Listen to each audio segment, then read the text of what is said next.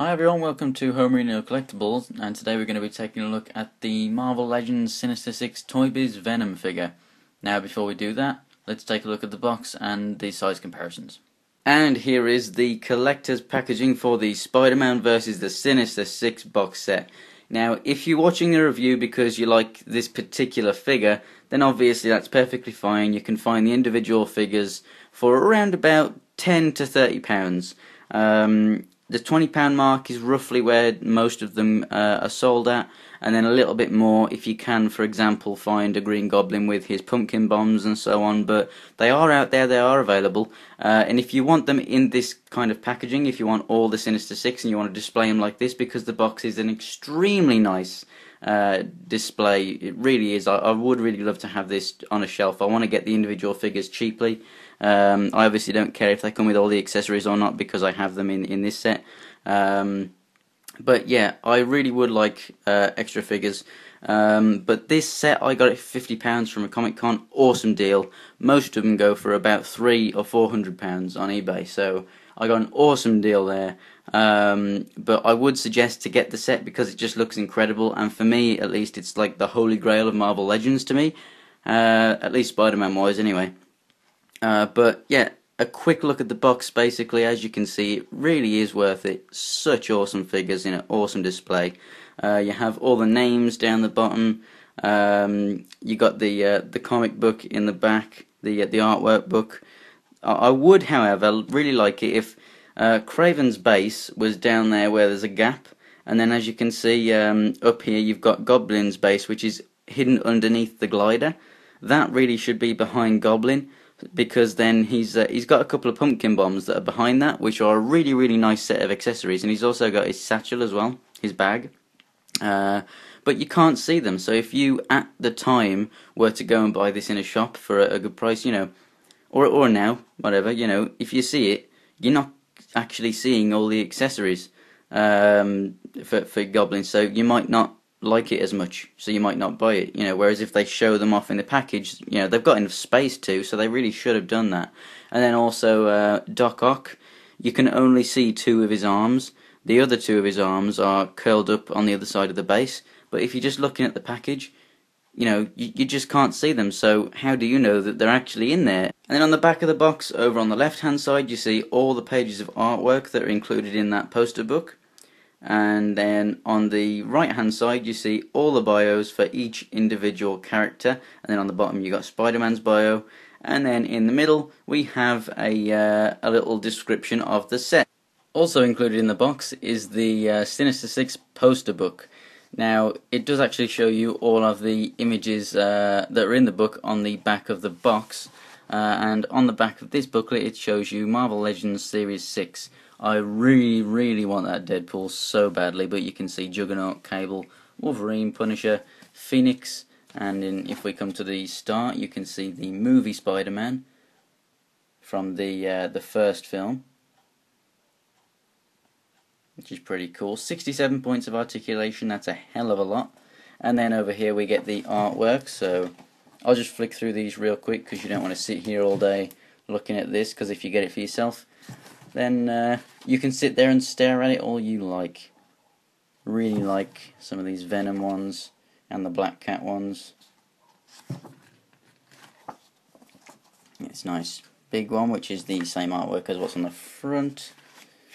Let me get this one right here, and this, and then Black Cat.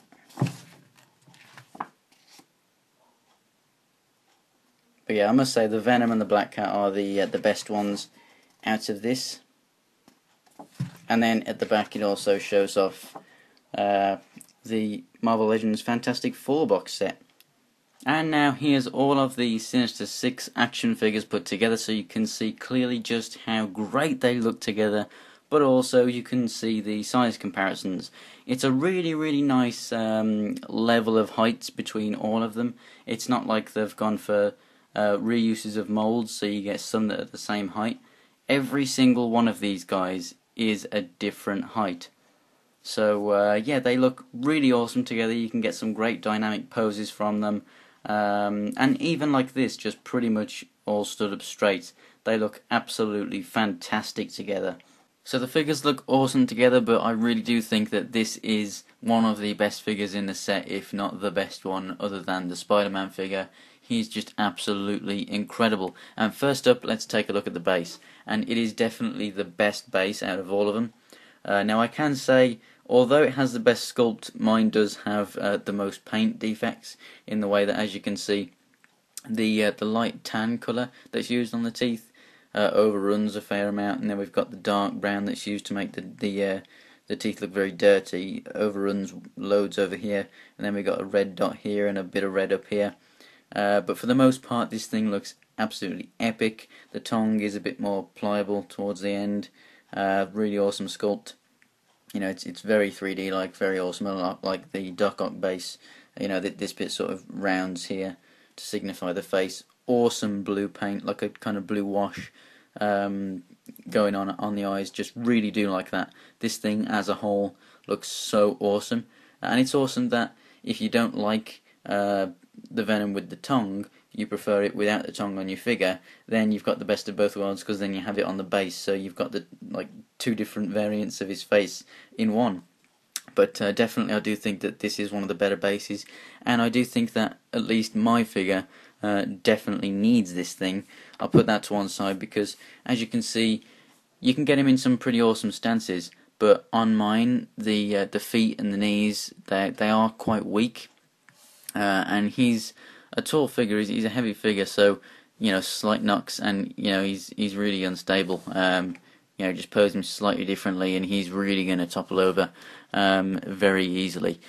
However, obviously I don't know if it's like that on everyone's, but for the most part this is a very awesome mold. But as you can see, you know, the legs are very loose on mine. It's just the knees and the feet, because he is a top heavy figure. You know, this thing weighs a lot. But it's not an original mold. If you're wondering why he has spikes coming out of his elbows, that was actually a saber tooth in the years gone by, and they changed it to a Venom. And then he has these the veins here painted in this grey. Now, I do wish that the grey wasn't used on the figure.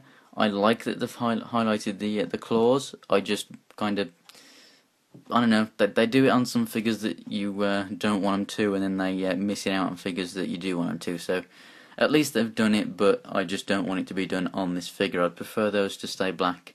And then I like the sculpted veins, but I just wish that they were sculpted, or at least maybe highlighted in some blue, like the blue that's used on the eyes and on the chest, which really does make it stand out, so it's not just a plain black and white figure. I love how they've put the blue on there, but I do think that the blue would have been nice on some of these black areas instead of just grey. I like also that they have done the white spots on the back of the hands there, and they have done the blue on there too. And then going around to the back, it does carry on. The design goes all the way around the sides, and there's even blue shading under here. And then coming around to the back, it really is a very good looking figure. Close up on the head sculpt, very nice. You don't often get Venom with his tongue not on display.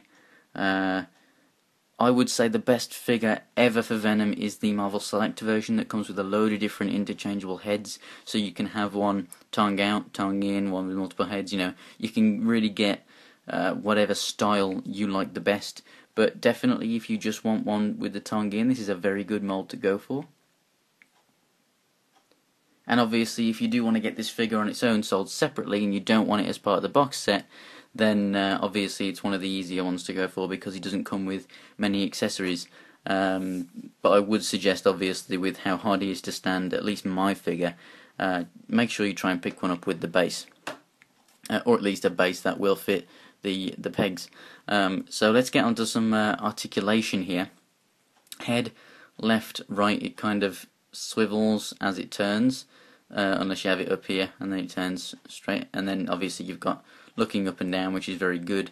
And then the shoulders are pretty awesome. They're on these kind of hinge joints that swivel out like that and up, and then they can also rotate, and then they actually move on that section as well. So you can move the arm normal like that, and then you can also make it go up. So you've got that extra little range of movement there. You've got a swivel at the bicep, double jointed elbow. he has a swivel at the wrist, and then the thumb moves. They move differently on both hands. They're sculpted differently.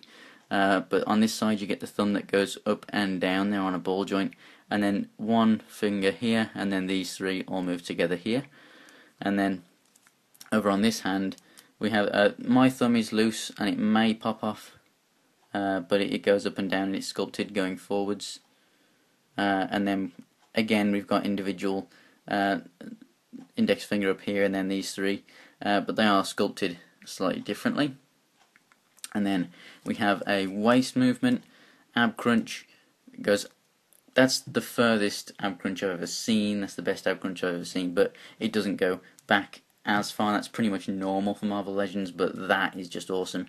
And as you can see, the paint does stop there. However, it is there for most of the movement, and then if you go all the way back, it does cover up a bit of that. So they've done what they can, but it is painted all the way at the front.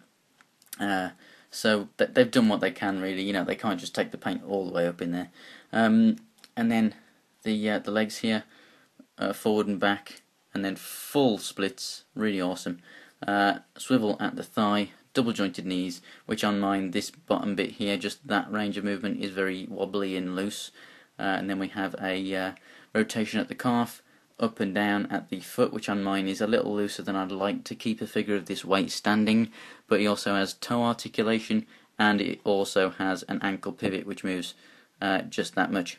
And here he is stood next to a fellow symbiote. So here's Carnage from the Amazing Spider-Man 2 Infinite series line that's just come out, and yeah, look awesome next to each other. I think that whatever symbiote you get from whatever line, they always look good next to each other. There's never like a classic version, because there's always artists drawing them in different ways. And these two guys just look fantastic together. You do normally see Venom as being larger than most of the symbiotes, because Eddie Brock is quite a huge guy. But yeah, I definitely think that they look good together, and that if you just want a Venom to go with your new Carnage, it's definitely a good figure. You know, the claws look quite similar and whatnot. You know, they go together quite well. However, like I said, the best Venom to go for, which is, I think might even be a little bit taller than this, but the Marvel Select Venom 7-inch figure, which is obviously taller than 7 inches, but that to me is the best Venom. But if you can find this guy cheap on eBay with his base, I would definitely go for it. It's definitely a good figure, and most definitely one of the best figures in the set amongst Green Goblin and Spider-Man. So thanks for watching, guys. Next review coming up is going to be Kraven, and then we're going to get on to Black Cat, which I'll do the comparison with the modern Black Cat figure, and then we've got Electro and Spider-Man. And then after that I'm going to get on to Terrax Wave reviews. I'll fly through those, and I also have the part 2 of the Captain America wave coming up. So we have Bucky, and we have the Chris Evans Cap, and Black Widow too. So stay tuned, awesome Marvel Legends reviews coming up. Thanks for watching this video, guys, and I'll see you next time.